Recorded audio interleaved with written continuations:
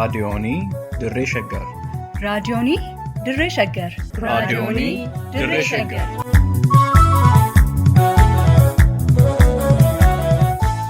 Raadiyoonii Dirree Shaggar. Raadiyooniin Dirree Shaggar torbaan guutuu guyyoodhaan galgalatti sa'aatii tokkorraa eegalee hamma sa'aatii tokkoof walakkaatti dambalii gabaabaa meetir baandii 19 kiiloo heerzii 15,415 irratti qophii dabarsuu amma jalqaba. Raadiyoonii Dirree Shaggar.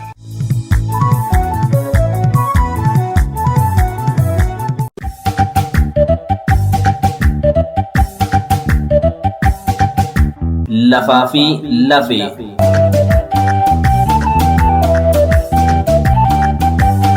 Lafti qabeenya argattaa hin qabneedha.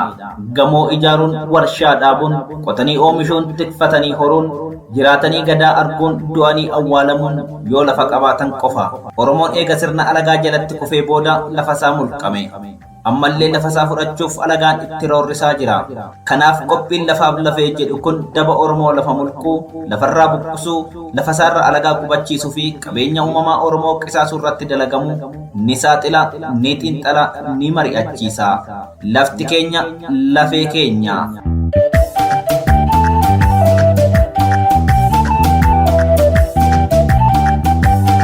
Saamicha lafa Finfinnee keessatti maqaa amantiitiin raawwatame. Qopheessituun Faayituu Wadaajoo, Gulaalaan Duubee Wayyeessaa kan isiniif dhiyeessu immoo an Iftuu Galataati. Yooyaa akkam jirtu? Kun qophii lafaa fi lafeeti. Qophii keenya har'aa keessatti saamicha lafaa magaalaa Finfinnee keessatti maqaa amantiitiin raawwatamee fi ammas itti jiru irratti fuulleffanna. Itti dhiyaadhaa.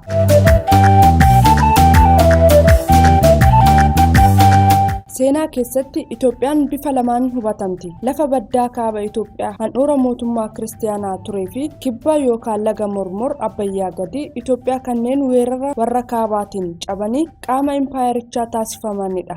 Gabaabumatti mijaa'ina sagantaa kanaatiif jecha gabaabsinee kaabaa fi kibba jennee ibsuu dandeenya. Kaabni qubsuma Amaaraa fi Tigraay kan dabalate yoo ta'u, kibbi ammoo Oromiyaa, Sidaamaa, Walaayittaa, Ogaaden, Affaar, Gaambeellaa fi kan kana fakkaatan dabalata. Garaagarummaan kaabaa fi kibbaa kun bulchiinsa lafaatis sirriitti kan calaqqisudha. Xiyyeeffannoon qophii kanaas kanuma waan ta'eef dhimmoota biroos dhiisnee waa'ee lafaa ilaalla.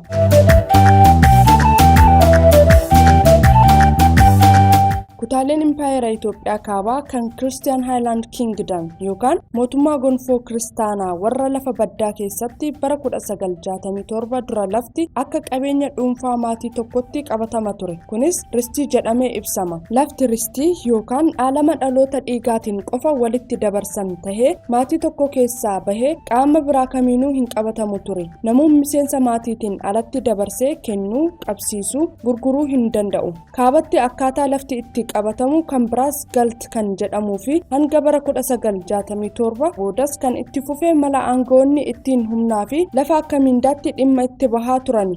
Kan biraa kaabatti qabannaa lafaa samoon, mangistii fi maadariyaa jedhamantu jiru. Samoon jechuun lafa mootummaan bataskaana Ortodoksii Itoophiyaaf kenne ta'ee lafa Itoophiyaa keessaa parsantii 10 hanga 20 kan ta'udha. Mangist jechuun lafa qabeenya mootummaa ta'ee galmaa'ee yoo ta'u, lafa qotamu keessaa parsantii 12. Maadariyaan ammoo lafa aangoota mootummaaf, miseensota waraanaa hir'ifamaniif akkasumas nama gootota jedhaniif akka kennaa sooramaa fi mindaatti kennamu ture. Gabaabumatti abbaan lafummaa fi gabbaariin kaabatti hin turre. Akkaataan lafti itti qabatamu kibba impaayeritti garuu lafa humnaan qabatame waan ta'eef bulchiinsi isaa kan kaabatirraa adda ta'e. Weerara mootummaan Habashaa dhuma jaarraa 19ffaa fi jalqaba jaarraa 20ffaa gara kibbatti taasiseen lafti uummattoota kibbaa kan Abbayyaa gadi jiran bakka sadiitti qircamee mootummaa bataskaanaa fi nafxanyoota jidduutti qoodamee fudhatame. Uummanni naannoo lafasaa harka 3 keessaa harka 2 dhabee harka tokkotti hafe. Kana jechuun lafti Oromoo, Sidaamaa, Walaayittaa, Hadiyyaa fi kan kana fakkaatan parsantiin 67 irraa fudhatame jechuudha. Kana keessaa bataskaanni Ortodoksii Itoophiyaa qooda mootummaadhaan walqixxee ta'e parsantii 3 fudhate. Kanarraa kan ka'e uummanni parsantii 65 hanga 80 ta'u gabbaarii ta'ee humnaan lafasaa saamame. Lafa isaa harkatti haftee harka tokko irratti waan oomisharraa ammoo hanga parsantii 50 abbootii lafaatiif gabbaraa ture. Haalli gabbarummaa kun kaabatti hin turre. Gama biraatiin lafti horsiisee bulaa fi sulula qinxaamaa keessa jiru sababa sodaa dhibee busaa fi kan kana fakkaataniitiin hanga waraana addunyaa lammaffaatti sirna bulchiinsa lafaa haaraa mootummaa gonfoo kiristaanaa warra baddaa kana jala hin seenne ture.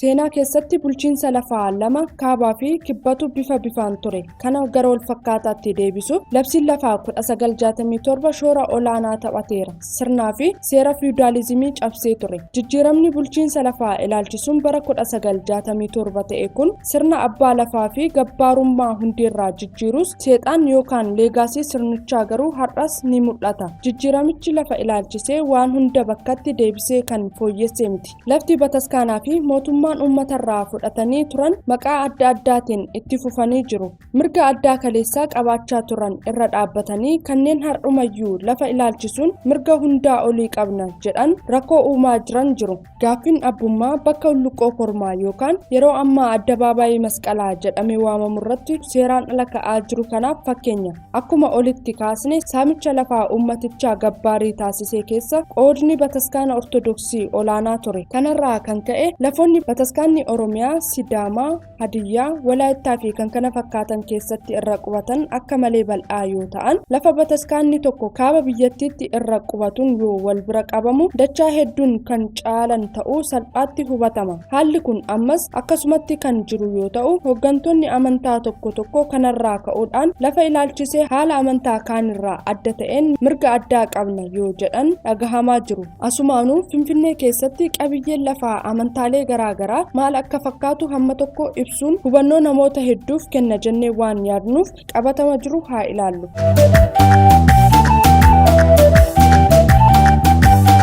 Akkuma namuu beeku magaalaan Finfinnee waggaa 100 ol dura Oromoo buqqistee ijaaramuu eegalte. Gaafa sanirraa eegalee hamma har'aa Oromoo buqqisaa barbaachisummaa tokko malee dalga bal'achaa itti fuftee jirti. Kana keessatti aadaa fi duudhaan uummata Oromoo badee kan biraatiin bakka bu'aa as gahe. Ammas akkuma itti fufeetti kan jiru yoo ta'u, kana keessatti qoodi amantiis mootummaatti aanee olaanaadha. Kanarraa kaanee qabiyyeewwan lafaa amantiileen garaagaraa Finfinnee keessatti qaban bifa lamaan laaluu dandeenya. Inni dura jijjiiramuu uummataa hordofee fedhii lafaa mana amantaa hundeeffachuuf uumamuu yoo ta'u, kan lammataa garuu akeeka amantichaatiin ala bahuudhaan qabeenya kuufachuuf yookaan qubsuma haaraa amantiitti dahatee ijaaruuf jecha fedhii uumamudha. Inni jijjiiramuu uummataa hordofee kan dhufe yoo ta'u, kunis uummanni amantii waaqeffannaa hordofaa ture buqqa'ee badee uummata amantii kiristaanaa ortodoksii fi musliimaa hordofuun bakka buufamurraa kan dhufe. Seenaa keessatti bataskaanni ortodoksii mootummaatti aanuun humna gurmaa'ee lafa bal'isee fudhatu waan tureef, dabalataanis hanga kufaatii mootii Haayile Sillaasee tokkoffaa bara 1967tti amantaa mootummaan Itoophiyaa ifatti hordofuu fi deeggaruu waan turteefi bataskaanonni Finfinnee keessa jiran lafa baay'inaa fi bal'ina guddaadhaan fudhachaa turaniiru. Lafti maqaa amantiitiin fudhatamaa ture akeekaa fi barbaachisummaa amantichaatiin olitti akeeka biraatiif tahuu hubachuun ni danda'ama. Kana fakkeenyaan haa ilaallu.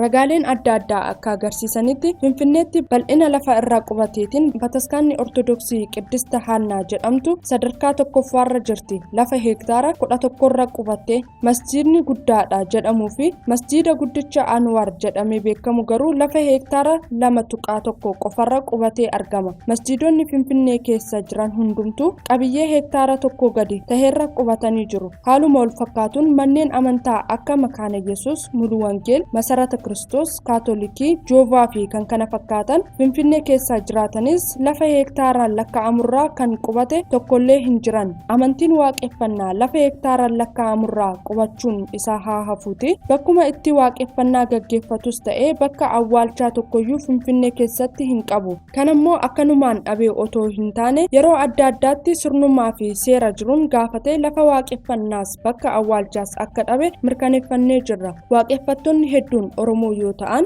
jiraattis du'aatti lafa dhabanii biyya ofirratti warra salphifame ta'uun kanarraa sirriitti hubatama. Bataskaanni lafa bal'aa qabachuun sadarkaa lammaffaarra jiru bataskaana Ortodoksii kan ta'e bataskaana Boolee Mikaa'el jedhamu yoo ta'u hektaara 8 gubbaa qubate. Sadaffaan bataskaana Sillaasee Kaateediraal hektaara 7.7. Arfaffaan bataskaana Qiddus Yoosef hektaara 6. Shanaffaan bataskaana Maaramii Garjii hektaara 5.5. Ja'affaan bataskaana Madaanalamii Boolee hektaara 5. Torbaffaan bataskaana Addisuu Mikaa'el hektaara 4.5. Saddeettaffaan bataskaana Abuna Aragaawwii hektaara 3.9. Saglaffaan bataskaana Taklaayimaanoot hektaara 3.6. Kurnaffaan bataskaana Qiddus Mikaa'el hektaara 3.5. 11ffaa bataskaana Gabri'eel Wungeet hektaara 3.3. 12ffaan bataskaana Inxooxxoo Sillaasee hektaara 3.2. 13ffaa bataskaana Gollaa Mikaa'el hektaara 3. 14ffaan bataskaana Goofaa Gabri'eel hektaara 3. 15ffaan bataskaana Giyoorgis Araadaa hektaara 2.8. 16ffaan bataskaana Qacanee Madaaniyaalam lafa hektaara 2.8. 17ffaan bataskaana Makkanniisaa Aabboo lafa hektaara 2.7. 18ffaan bataskaana Kolfee Qiddista Maariyaam lafa hektaara 2.5. 19ffaan bataskaana Isxifaanos lafa hektaara 2.4. 20ffaan bataskaana Bisraata Gabri'eel lafa hektaara 2.38. 21ffaa bataskaana Kolfee Madaaniyaalam lafa hektaara 2.3. 22ffaan bataskaana Uraa'el lafa hektaara 2. 23ffaan bataskaana Qiddista Maariyaam lafa hektaara 2. 24ffaan bataskaana Saaris Gabri'eel lafa hektaara 2. 25ffaan bataskaana Rufaa'el lafa hektaara 2 gubbaa qubachuun lafa bal'aa akeeka amantichaatii ol ta'e qabatanii argamu. Akka ragaa kanarraa hubannutti bataskaanonni kurna duraa qofaatti lafa hektaara 58 ol gubbaa qubatanii argamu. Kunis giddu galeessatti bataskaanni tokko lafa hektaara 5 ol ta'uu irra jiraachuu agarsiisa. Bataskaanni 25 ol ta'an ammoo yoo xiqqaate lafa hektaara 2 ol ta'urra jiru. Magaalaa Finfinnee keessatti bataskaanni Ortodoksii lafa hektaara 1 gadi ta'e irra jiru hin jiru. Bal'inni lafaa olitti ibsine kun kan bakka waaqeffannaa kiristaanotaaf yookaan bataskaanaaf jedhamee kan qabame malee bakka awwaalchaa fi bakka taabonni yeroo cuuphaa bulufaa kan bataskaanuma harka jiran hin dabalatu.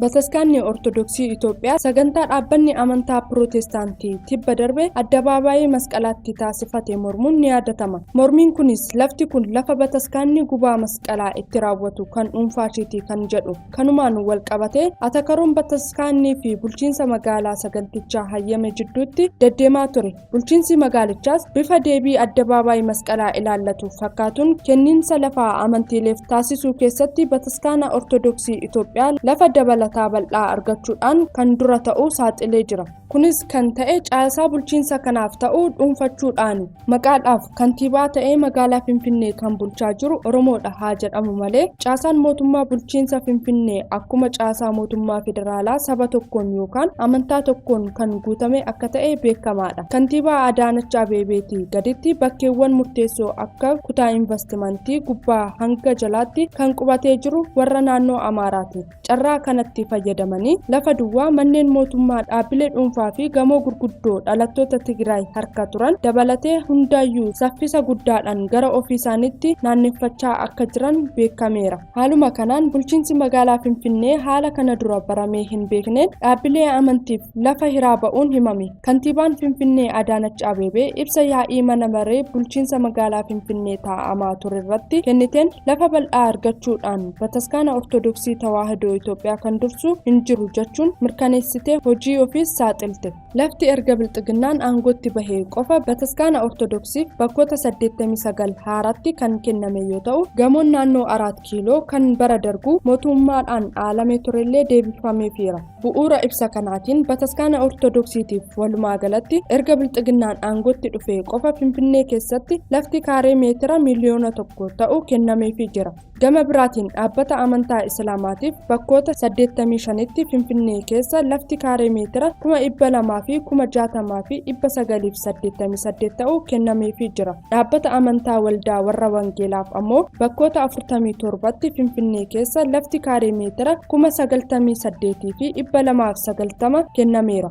Dhaabbata amantaa Adventistiifis iddoowwan sadiitti lafti kaaree meetira 6,812 kennameera. Bataskaanni Kaatoolikii bakkeewwan sadiitti lafa kaaree meetira 7,700 fudhateera. Tibbana morkii abbummaa lafaa addabaabaayii masqalaa irratti atakaroon kantiibaa fi bataskaanaa Ortodoksii Tawaahidoo Itoophiyaa gidduu kan ture yoo ta'u, ibsi kantiibaa Finfinnee Aadde Adaanach kennites dhimma kana bu'uura kan godhate kan ka'e akka ta'e ifa galaadha.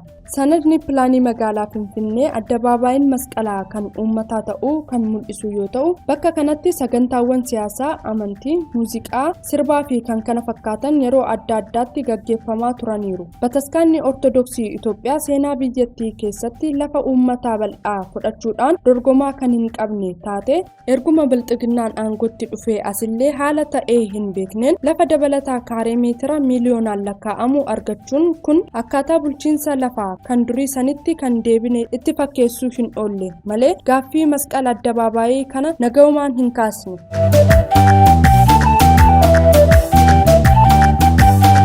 Kaayyoon qophii kanaas saamicha lafa Oromoo amantaa da'oo godhachuun taasifamuu saaxiluu qofa. Akkuma qophiilee adda addaa dhimma lafarratti dhiyeessaa turre san jechuudha. Kanaan ala akeeka amantaa tokko deeggaruu fi kaan mormuu hin qabnu. Garaagarummaa amantii uummata keenya jidduuttis uumuufis miti. Amantii hunda ilaalcha hunda ija walqixaan ilaaluun keenya itti fufa. Rakkoo uummata keenya qabate keessatti maqaa fi bifa adda addaa godhatee shira biyya isaa dhabsiisuuf taasifamu saamicha lafaa hambisuudha.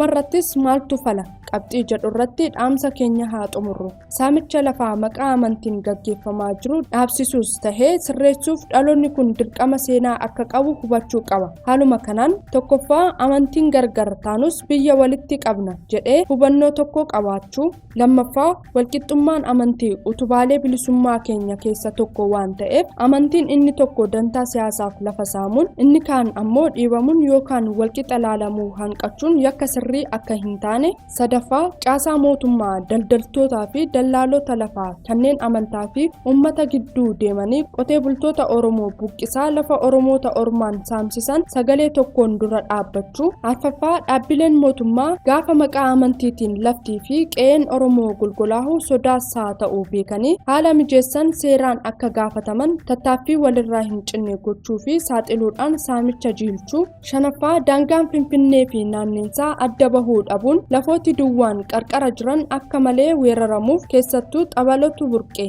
taabotatu samiirraa buhee jechuudhaan bataskaanaan saamamuuf saaxilamaa waan ta'eef dubbii daangaa daangeessuu kana jabeessuu fi kan kana fakkaatan barbaachisoo ta'uu beekuu fi walqajeelchuun dirqama. Xumurre torban qophii biraatiin walagarraa halkan gaarii qabaadhaa.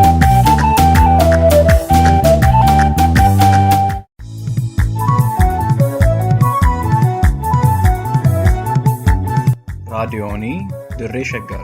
raadiyoonii Dirree Shaggar. raadiyoonii Dirree Shaggar.